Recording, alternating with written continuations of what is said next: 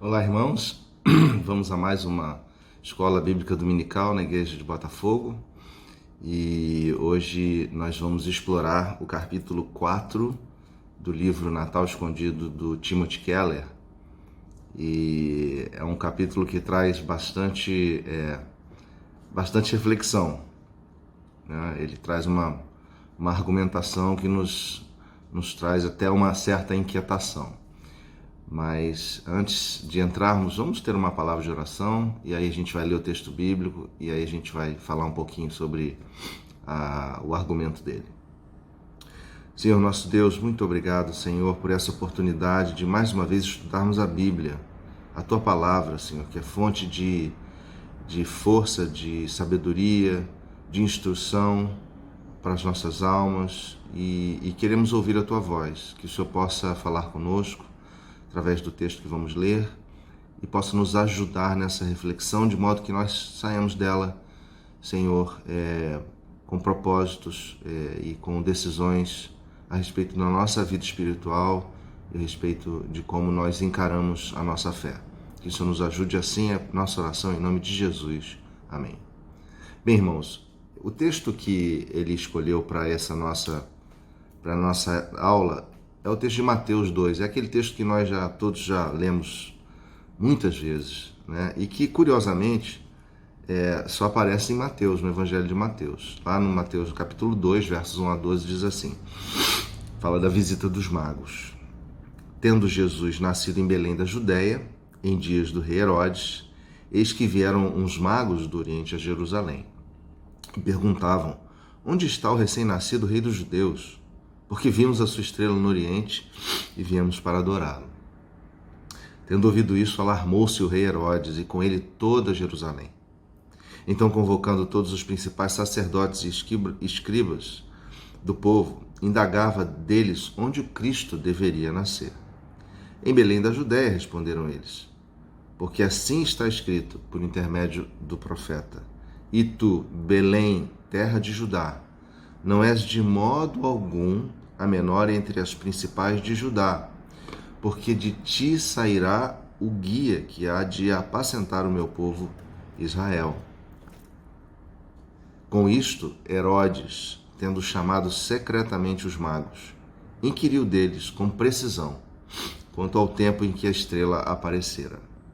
E enviando-os a Belém, disse-lhes, ide informar-vos cuidadosamente a respeito do menino, e quando o tiverdes encontrado, avisai-me, para eu também ir adorá-lo.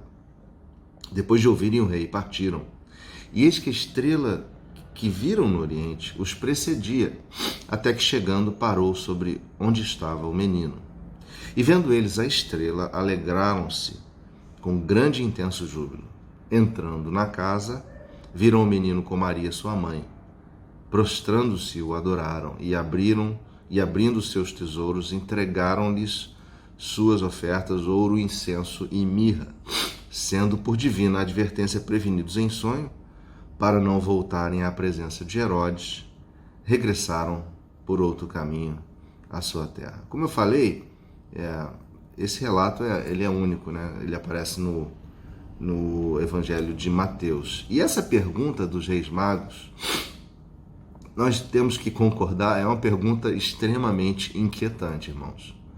Porque imaginem só, o rei está no palácio e chegam magos do Oriente, né, pessoas do Oriente que tinham uma função até nem tanto conhecida naquela região, e eles perguntam onde está o rei, porque viemos adorá-lo, o rei dos judeus.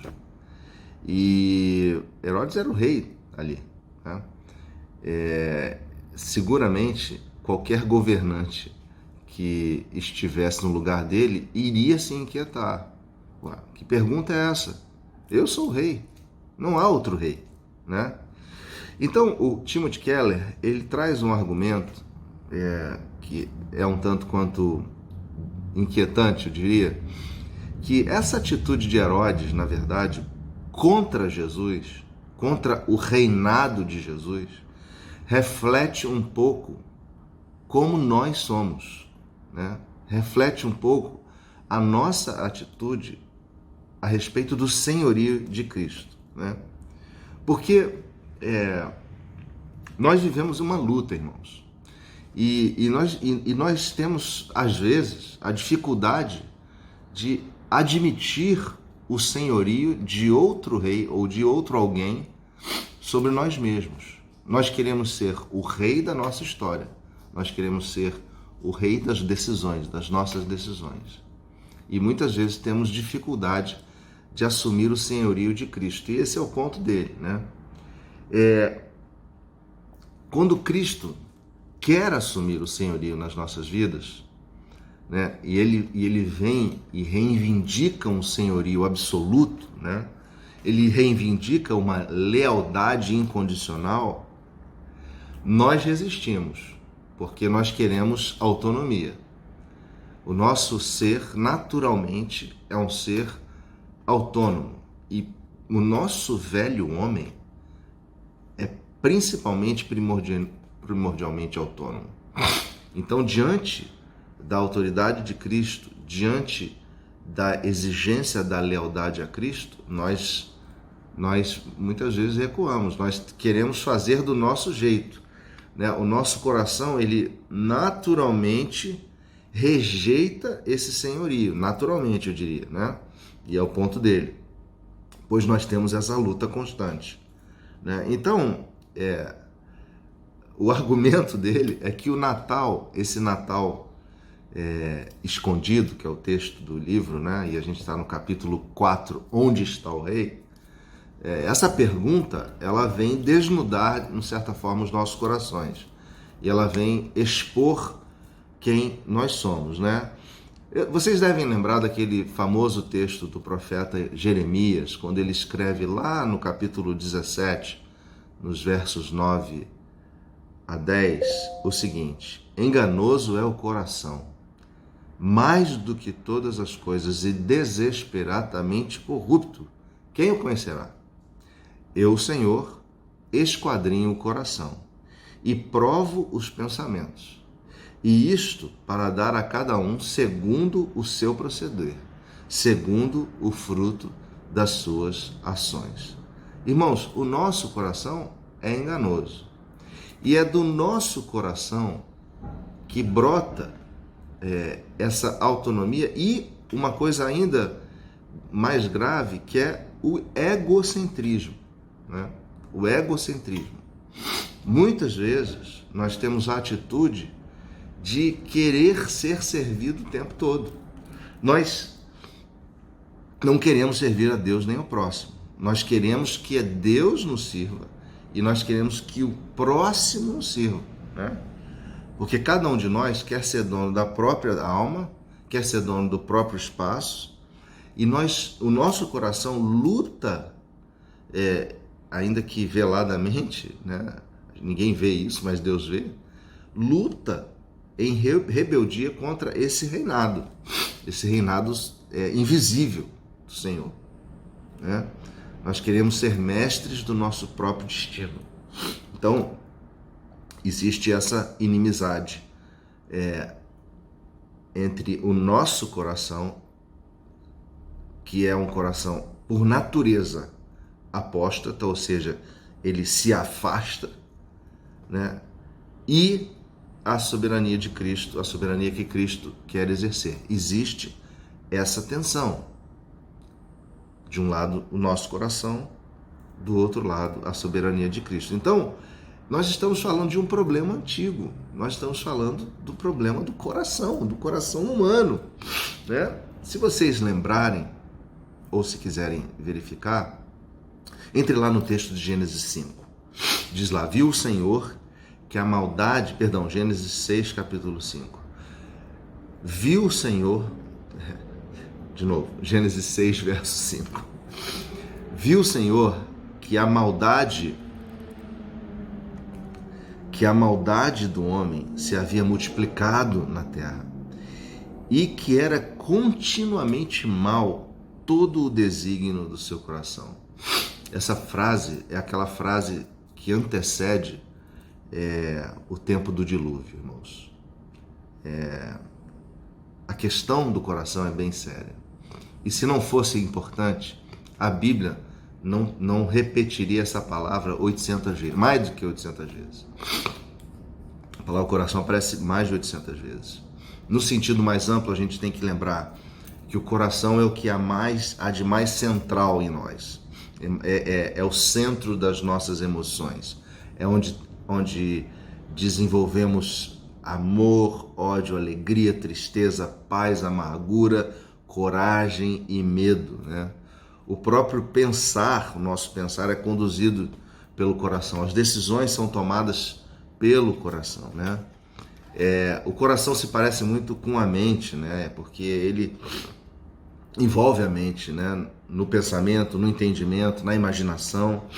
E a importância do coração fica evidente em Provérbios, quando Salomão diz lá no capítulo 4, verso 23, sobre tudo que se deve guardar, guarda o coração, porque dele procedem as fontes da vida, né? Jesus, mais adiante no Evangelho de Mateus, no capítulo 6, verso 21, vai nos dizer assim, porque onde está o teu tesouro, aí estará também o teu coração. Né? Nós, irmãos, então, temos essa questão, a questão do nosso coração. E o Natal vem desafiar esse reinado do nosso coração. E Tim Keller, ele questiona a que ponto, de fato, Cristo reina no nosso coração. Né? Que evidências a gente mostra desse reinado ou dessa submissão, quando nós, muitas vezes, almejamos as bênçãos de Deus, mas não almejamos o Deus das bênçãos. Quando nós, por exemplo, temos dificuldade com a oração, sabemos que precisamos orar, sabemos que a oração é um processo do relacionamento nosso com Deus, de desenvolvimento da nossa espiritualidade, e nós temos dificuldade com a oração. Nós muitas vezes deixamos de orar, começamos a orar e dormimos, começamos a orar e desistimos, né? Nós estamos sempre querendo as bênçãos desse relacionamento com Deus, mas nós não queremos obrigações. A gente quer usufruir das bênçãos do relacionamento de Deus, mas a gente não quer as obrigações. A gente não quer andar nos caminhos do Senhor. A gente não quer ouvir a voz do Espírito Santo. A gente não quer ler as Escrituras, né? Eu estou, obviamente, falando da nossa luta do velho homem, né? A nossa luta que é travada constantemente nos nossos corações. O Tim Keller, ele argumenta que, num certo sentido, o Natal vem denunciar esse lado obscuro das nossas vidas, né? Ele vem denunciar, por exemplo, muitas vezes o nosso desejo de coisas grandes, o nosso desejo de coisas extremamente poderosas, o nosso desejo de ser melhor do que os outros. O Natal vem denunciar isso, né? E ele diz que, né, Tim Keller diz que nós criamos deuses que mascaram a nossa hostilidade contra o verdadeiro Deus, né? Ele fala de uma tentativa de domesticar a Deus, tornando a Deus o nosso devedor, né? Nós fazemos coisas imaginando que Deus fique constrangido em ter que nos responder, em ter que nos recompensar. É aquela velha relação de troca. Isso é uma sensação que nós constantemente passamos por ela, irmãos. Nós não podemos deixar essa atitude ou essa sensação de troca fazer parte da nossa relação com Deus. A nossa relação, a nossa submissão, a nossa consagração, ela é incondicional. Ela não pode estar ligada a qualquer expectativa de troca. Nós não podemos ficar barganhando com Deus.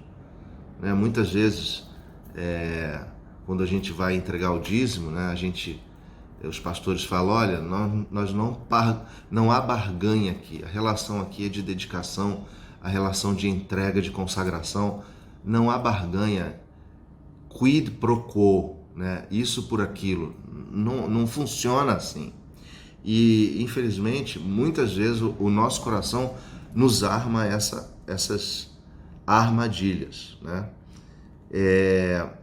Então, o Natal, ele, assim, bem sorrateiramente, vem apontar-nos essas fraquezas, né?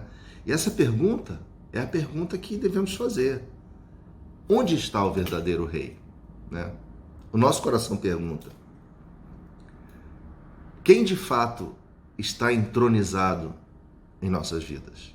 O nosso coração pergunta, né? Muitos querem enquadrar a Deus, né, numa religiosidade, né? Ele diz de religiosidade de autojustificação, né, e não de um serviço incondicional, mostrando assim que, na verdade, quem está entronizado é o próprio eu, né? Nós somos confrontados, então, com a nossa própria limitação, né? E, por fim, o Natal, ele vem desconstruir toda essa questão das luzes e da abundância. Ele vem desconstruir isso porque Jesus nasceu humilde, nasceu numa estrebaria, né? Nasceu e foi chamado Nazareno, né? Que era uma região lá de Israel, onde ninguém acreditava no que vinha de lá, né? Pode vir alguma coisa boa de Nazaré, né? Jesus não tinha onde reclinar a cabeça. Então, esse contexto do nascimento de Cristo nos mostra o quanto nós devemos, ainda que a gente faça uso das luzes, vocês estão vendo aqui atrás de mim uma árvore de Natal, né? Isso não pode ter significado algum, a não ser pura estética, a não ser pura maquiagem que embeleza o ambiente, né? Nós não podemos estar ligados nessas propostas que o mundo nos traz, né? Porque Jesus nasceu humilde, né? Nós temos que combater o espírito de consumismo, né? Nós temos que combater o espírito de superioridade. Nós não somos superiores a ninguém, nós não somos maiores do que ninguém, né? Aí em 1 Coríntios 1, verso 27, nos diz que Deus escolhe as coisas fracas para envergonhar as fortes. Jesus é esse que veio de forma fraca, de forma humilde, para desbaratar os poderosos, para desfazer as artimanhas dos poderosos. O texto de Isaías 61, ele é muito claro na questão de como Jesus veio para os fracos, né? Eu queria fazer a leitura do texto. É um texto conhecido, né? Nós lemos esse texto com muita frequência e ele está em Isaías 61 e também está no Evangelho de Lucas. E diz assim: o Espírito do Senhor Deus está sobre mim, porque o Senhor me ungiu para pregar boas novas aos quebrantados. Enviou-me a curar os quebrantados de coração, a proclamar libertação aos cativos e a pôr em liberdade os algemados, e a pregoar o ano aceitável do Senhor, o dia da vingança do nosso Deus, a consolar todos os que choram e a pôr sobre os que em Sião estão de luto uma coroa em vez de cinzas, óleo de alegria em vez de pranto, vestes de louvor ao invés de espírito angustiado, a fim de que se chamem carvalhos de justiça plantados pelo Senhor para a sua glória. É evidente que Jesus veio para os fracos, irmãos. Jesus veio para os oprimidos, Jesus veio para os desvalidos, Jesus veio para todos os que estão em carência. E esse espírito do Natal não pode sair do nosso coração. Ele não, da mesma forma que nós não podemos entronizar um outro rei, nós não podemos desprezar o espírito de simplicidade, do Natal. O Natal vem nos mostrar que raça, estirpe, né, etiqueta, status social, nada disso tem valor. Nada disso tem valor. Que nós possamos, irmãos, diante dessa breve reflexão do capítulo 4, olhar para dentro do nosso coração e avaliar o quanto temos seguido o Mestre, o quanto temos, de fato, demonstrado em atitudes que Ele sim é o Rei do nosso coração, Ele é o Senhor do nosso coração. Tudo que fazemos é para Ele, é dedicado a Ele, é porque o amamos e não porque queremos dele alguma coisa. Que esse seja o nosso espírito, o espírito do nosso coração nesse Natal. Que Deus te abençoe, que você tenha um excelente fim de ano, né? Que o teu encontro ontem de Natal tenha sido uma grande bênção na sua família e esperamos nos encontrar muito lá na igreja e a partir de 2022 termos comunhão e podemos desfrutar um pouco mais uns dos outros. Vamos ter uma palavra de oração. Deus, muito obrigado pela tua palavra, que ela possa, Senhor, realmente transformar o nosso coração e a nossa experiência, que sejamos pessoas sensíveis à tua voz e que o Senhor reine em nossos corações, Senhor. Que o Senhor seja o dono do nosso coração. Nós oramos assim, em nome de Cristo Jesus. Amém. Um abraço, irmãos.